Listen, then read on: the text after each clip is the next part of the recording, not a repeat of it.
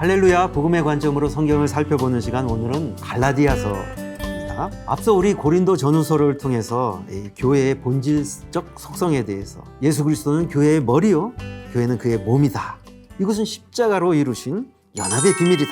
자, 이렇게 우리는 개인적으로도 그렇고요, 교회적으로도 그리스도와 이렇게 연합된, 그래서 도저히 분리가 불가능한 유기적 생명의 연합된 존재가 되었다는 것입니다. 그리스도 안에서 우리는 또 서로가 연합이 되는 것이죠. 그래서 우리는, 교회는 머리 대신 그리스도만 드러나게 된다는 것이죠. 그리고 머리 대신 예수 그리스도의 그 생명이 드러나는 원리도 다른 것이 아니라 질그릇과 같은 육체에 두셔가지고 그 보배를, 그래서 더욱더 예수 생명만 드러나도록 하셨다라는 것을 앞서서 살펴보았습니다. 그러면은 갈라디아서도 말입니다, 동일한 이 십자가의 그 연합의 원리를 중심으로 살펴볼 텐데요. 연합의 원리는요, 십자가로 이루신 복음의 핵심 중에서도 핵심인 것입니다. 그래서 이 성경에서는 이 핵심적인 진리를 여러 가지로 표현을 하고 있지 않습니까? 그리스도와 연합된 이 진리를 머리와 몸의 관계로, 그리고 포도나무와 가지의 관계로, 남편과 아내의 관계로, 그리고 건물로 말하면은 우리 안에 그 거하시는 하나님, 성전, 성령의 전으로 이렇게 표현하고 있지 않습니까? 그리고 갈라디아에서는 이 연합의 비밀을 특별하게 십자가로 이루신 그 핵심적인 이 진리를, 그리스도와 연합된 이 비밀, 내 안에 예수 그리스도께서 거하시는 내주의 비밀로 표현하고 있다는 것입니다. 그래서 이 갈라디아서의 그 핵심 구절이 뭡니까? 내가 그리스도와 함께 십자가에 못 박혔나니 그런 적 이제는 내가 사는 것이 아니요 내 안에 그리스도께서 사시는 것이다. 내가 육체 가운데 살아가는 것은 나를 사랑하사 나를 위해서 자신을 버리신 하나님 아들을 믿는 이 믿음 안에서 사는 것이다. 이게 복음이라는 것이죠. 그래서 연합의 비밀을 생각할 때 말이죠, 우리가 앞서서는 이 위치적인 면에서 머리와 몸으로 비유하면서 이 연합을 설명하였다면은, 이것을 이제 생명의 관점에서 조금 다른 각도에서 볼 때 그 머리 대신 예수 그리스도는 내 안에 손님으로 그렇게 거하시는 분이 아니라 내 안에 내주하시면서 왕으로 나를 통치하시고 다스리시는, 그리고 나의 생명의 주체가 되시는, 나의 실세 주인이 되시는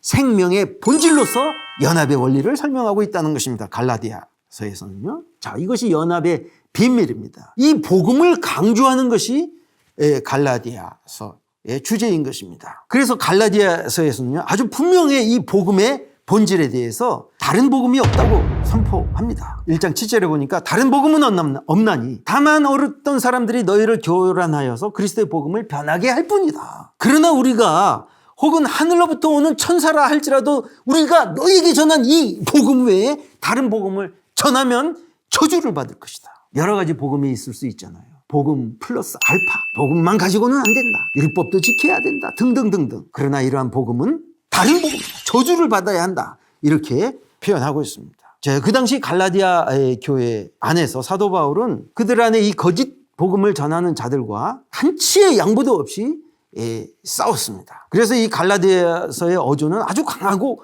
격한 어조로서 우리 안에 있는 그 복음의 자유를 엿보고 빼앗으려고 하는 자들에 대해서 갈라디아서 2장에서는 우리가 그들과 한시도 복종하지 않았다. 이는 복음의 진리가 항상 너희 가운데 있게 하려 합니다. 이렇게 고백을 하고 있습니다. 그 당시 초대교회에 수많은 거짓 사상과 이단에 노출되었던 교회를 향하여서 날카롭게 복음을 사수하고자 하는 이 사도 바울의 모습을 볼 수 있습니다. 그러니까 복음을 받아놓고도 다시 육체로 돌아가려는 그런 위험 가운데 노출된 그 갈라디아 교회 성도들을 위해서 그렇게 선포하는 것이죠. 그러면서 2장에는 한 가지 사건이 기록되어 있는데요. 베드로가 이방인과 함께 식탁을 같이 겸상하고 있다가요, 야고보에게서 온 어떤 이들이 그곳에 오니까 갑자기 식탁에서 일어나서 피한 사건인 거예요. 그리고 그 함께 있었던 바나바도 그 모습을 보고 황급히 일어나가지고 나가는 거예요. 베드로가 무슨 이유에서 그랬는지 우리는 다 알 수는 없지만요, 그 현장에 있었던 이 사도 바울이 이것을 목격하고요, 면전에서 베드로를 책망을 했다는 것입니다. 그를 따로 불러서 이렇게 책망할 수도 있었는데 사도 바울은 그 사람들 앞에서 베드로를 책망하였다는 것입니다. 이것은 바울이 그의 그 베드로의 영적 권위를 무시하고 막 대했다는 것이 아니라 베드로의 그 권위보다도 더 위에 있는 이 복음의 권위로 그렇게 했다는 것이죠. 베드로의 영적 권위는 말입니다, 교회의 반석으로 예수님께서 세우셨잖아요. 그 누구도 도전할 수 없고 그 누구도 대신할 수 없는 그 영적인 권위를 가지고 있었기 때문에 베드로는요, 그 영향력이 아주 대단했다는 것입니다. 그렇기 때문에 이 베드로의 그런 행동은 아주 자그마한 행동이라 할지라도 그 파급적 효과가 아주 크기 때문에 사도 바울은 그를 책망하였다는 것입니다. 그러면서 이어지는 말씀이 뭐냐면은 바울이 내가 율법에 대해서 죽었다. 그러면서 2장 20절에 십자가에서 내가 그리스도와 함께 못 박혔고 이제는 내가 사는 것이 아니라 내 안에 그리스도께서 사신다. 자, 여기서 중요한 개념은 말입니다. 내가 사느냐 아니면 그리스도가 사느냐 하는 것이죠. 내가 살면은 내가 드러날 수밖에 없고 육을 쫓아갈 수밖에 없는 것이고 그 결과는 멸망과 심판뿐이죠. 그러나 그리스도가 사신다면은 나는 이제 육을 쫓아가지 아니하고 성령을 쫓아서 살아갈 수밖에 없는 것이고 그것은 성령의 열매를 맺을 수밖에 없다는 것이죠. 자, 이것이 갈라디아서의 중심적인 내용입니다. 이 두 가지 삶을 극명하게 대조하면서 왜 우리는 복음으로 살아가야 하는지, 왜 이것이 유일한 복음이어야만 되는지를 갈라디아에서 이렇게 강조하고 있다는 것입니다. 자, 그러면은 우리가 복음에서 빛나가 육을 쫓아는 모습으로 갈라디아 성도의 모습이 어떻게 드러나는지를 한번 살펴볼 필요가 있겠습니다. 갈라디아서에서는 두 가지 모습으로 드러나게 되는데요. 첫째는 5장에 보면은 우리가 육을 쫓아 살 때 반드시 드러나는 그 육체의 일은요, 19절부터 보면은 5장, 육체의 일은 분명하니 음행과 더러운 것과 호색과 우상숭배와 주술과 원수 맺는 것, 분쟁, 시기, 분냄, 당 짓는 것, 분열, 이단, 투기, 술 취함, 방탕함, 또 그와 같은 것들. 이것은 어느 누가 보아도 이건 육적인 삶이지 이렇게 분명히 드러난다는 것입니다. 자, 이런 일을 행하는 자들은 하나님 나라를 유업으로 받지 못한다는 것입니다. 그런데 그런 내가 그리스도와 함께 십자가에 죽었다면은 그러한 삶에 대해서도 죽음을 선포한다는 것입니다. 그래서 내 안에 그리스도가 사신다는 것은 이런 육적인 소원을 따라 살아가는 것이 아니라 성령을 쫓아서 살아가는 삶인데 그것이 드러나는 것은 예수 그리스도의 성품이 성령의 열매로 오래 참음과 화평과 절제로 이렇게 열매 맺는 삶으로 드러날 수밖에 없는 이렇게 극명하게 이 두 삶이 대조되어 나타나는 것입니다. 자, 그런데 말이죠. 갈라디아 교회 성도들에게 더욱 미혹에 빠지게 하였던 것은 이렇게 극명하게 드러나는 육적의 일로 드러나는 것뿐만 아니라 말이죠. 아주 교묘하게 드러나는 육체의 그 현상들이 또 있었다는 것입니다. 그것은 뭐냐면은 3장 3절에 이렇게 보니까요. 너희가 이같이 어리석으냐? 성령으로 시작하였다가 이제 육체로 마치겠느냐? 그러면은 육체로 맞춰지는 삶이 이렇게 극명하게 육적 열매로 드러나는 것뿐만 아니라 어떻게 또 드러나냐면은 그 3장 5절에 보니까요. 너희에게 성령을 주시고 너희 가운데서 능력을 행하시는 이 일이 율법의 행위로냐 아니면 듣고 믿음으로냐 이렇게 딱 대조를 하잖아요. 그러니까 자의 특징 중에 먼저는 음행으로 더러운 것으로 호색으로 이렇게 누가 봐도 현저하고 분명하게 드러나는 일도 있지만은 이렇게 아주 교묘하게 율법의 행위를 추구하는 모습으로 겉으로 보기에는 선한 어떤 노력으로 드러나지만은 그러나 이것도 결국은 뿌리가 동일한 육의 행위다라는 것이죠. 다시 율법의 행위로 의롭게 되고자 하는 것은요. 그것이 겉으로 보기에 어떻게 보이든지 상관없이 그 출발점은 나라는 것입니다. 내가 어떻게 좀 더 잘해봐가지고 율법을 다시 지키고자 하게 되면은 성령의 인도함을 받을 수 없는 것이죠. 왜냐하면 내가 주체가 되어서 살아가는 것이기 때문에 복음과는 아무런 상관도 없고 믿음과는 아무런 상관이 없는 그 출발 자체가 내가 되어서 그 율법의 행위를 나의 열심으로 채워나가자 하는 그 결과는 결국은 육의 열매를 맺을 수밖에 없다. 육적인 모습으로 드러날 수밖에 없다. 결코 속일 수 없다는 것입니다. 심는 대로 거둔다는 것입니다. 육은 육일 뿐이지 아무리 그것을 아름답게 포장하고 선하게 포장하여도 결국은 육의 열매를 맺을 수밖에 없다는 것입니다. 그러면서 계속해서 사도 바울은요. 내가 주체가 되어서 율법의 행위를 너희들이 이루고자 하느냐? 그러면은 어떤 저주 가운데 빠질 수밖에 없는지를 3장에서 이렇게 설명하고 있습니다. 그런 시도가 무엇을 의미하는지 내가 알려줄게 하면서 3장 10절에 무릇 율법 행위에 속한 자들은 저주 아래에 있다 이렇게 선포합니다. 기록된 바 누구든지 율법책에 기록된 대로 모든 일을 항상 행하지 아니하는 자는 저주 아래에 있다. 자, 여기 한번 주목해 보세요. 그 중에 하나라도 어기면 안 되고요. 그리고 매일 365일 평생에 걸쳐서 지켜야 할 의무를 가진 자다는 얘기죠.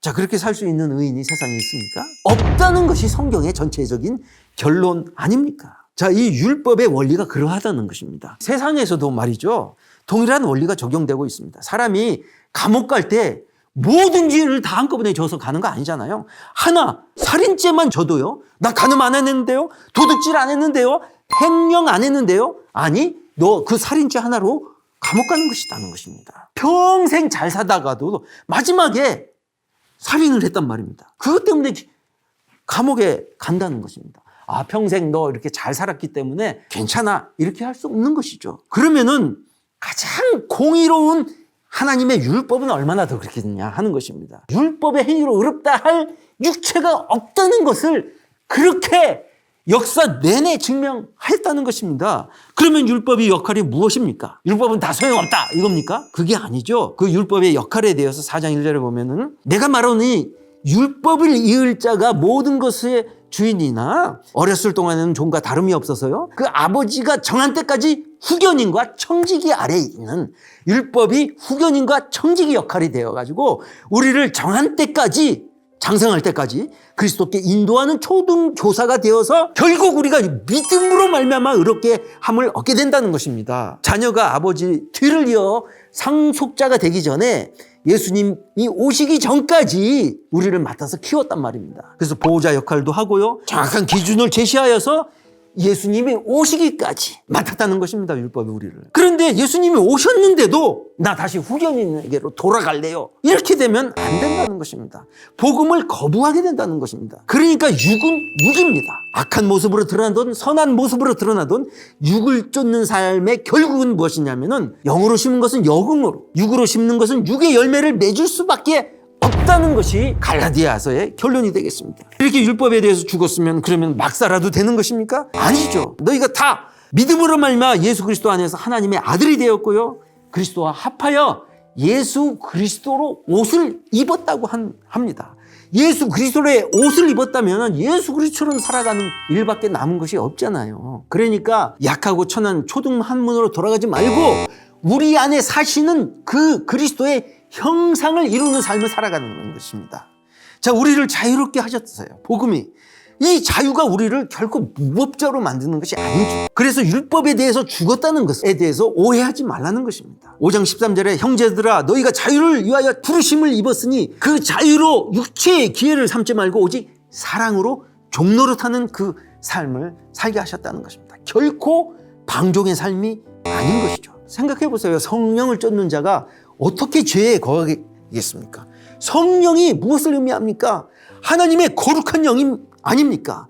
이 거룩한 영을 마음에 모시고 살아가는데 어떻게 죄에 거하겠습니까? 우리가 성령을 따라 살다 보면은 성령을 위해서 심는 자는 성령으로부터 영생을 거둔다. 그래서 이 사도 바울은 결코 다시 율법으로 돌아가지 않았습니다.